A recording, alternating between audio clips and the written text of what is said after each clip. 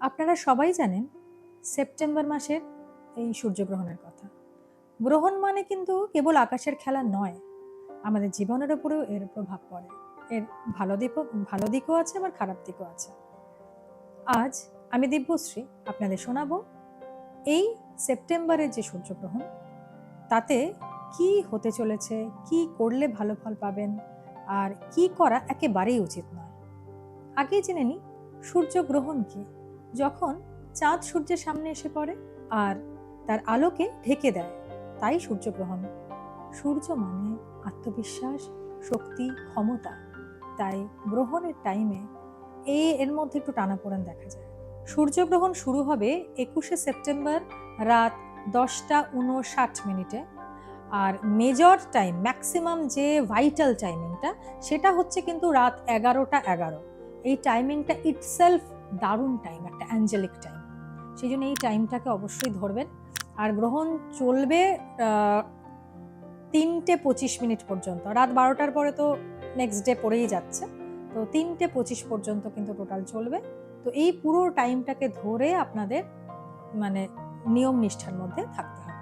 কিন্তু শুনুন, এই গ্রহণ ভারতবর্ষ থেকে কিন্তু দেখা যাবে না, কারণ এই সময় তো আমাদের আকাশে সান থাকে না, তো সেই জন্য আমরা এখান থেকে দেখতে পারবো না, অনেক জায়গা থেকে দেখা যাবে না। সরাসরি চোখে দেখা তো আমাদের সম্ভব নয়। শুধুমাত্র যে এই লাইভ স্ট্রিমগুলো হয় সায়েন্টিফিক জায়গা থেকে বা বিভিন্ন অথেন্টিক ব্লগাররা যেগুলো করেন, সেগুলো থেকে আপনারা দেখতে পারবেন। ভালো দিক হলো, যারা আত্মবিশ্বাস হারিয়ে বসে আছেন তাদের মধ্যে কিন্তু এক আলো জ্বলবে। নতুন কিছু শিখতে চাইলে বা নিজের ভেতরে যদি পরিবর্তন আনতে চান, এটা কিন্তু একদম পারফেক্ট টাইম। ধ্যান, জব, প্রার্থনা এগুলো যদি করেন তাহলে কিন্তু হাজার গুণ ফল পাবেন আদার্স অন্য কিছুর থেকে।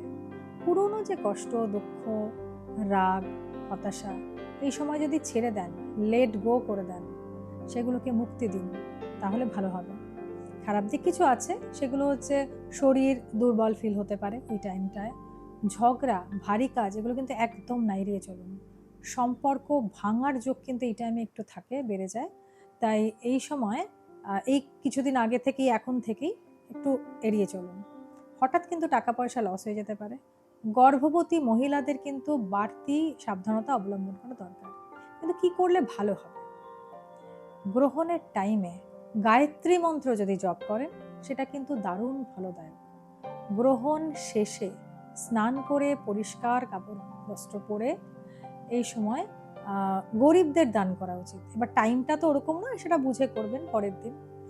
কিছু সময় নীরবতা বা মৌনব্রত পালন করা উচিত।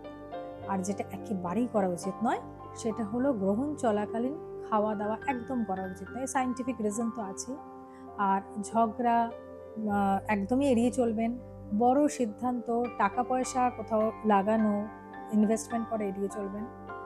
অকারণে বাইরে কিন্তু ঘোরাঘুরি করবেন না, আকাশের দিকে তাকানোর কোনো দরকার নেই। শেষে বলবো, এই সূর্যগ্রহণ হলো একরকম পরীক্ষা, যারা শান্ত থেকে জব করবেন, প্রার্থনার মধ্যে থাকবেন, ইগো ছেড়ে দেবেন, তাদের জীবনে কিন্তু দেখা যাবে আলো। আর যারা রাগ, ক্ষোভ, ঝগড়া এগুলোতে জড়াবেন, তাদের জন্য কিন্তু গ্রহণ অন্ধকার এনে দিতে পারে। তাই মনে রাখা দরকার, সূর্যগ্রহণ মানে ভয় নয়, বরং অন্ধকার ছেড়ে আলোকে ডাকার এক সুযোগ। এই সুযোগ হাতছাড়া করবেন না।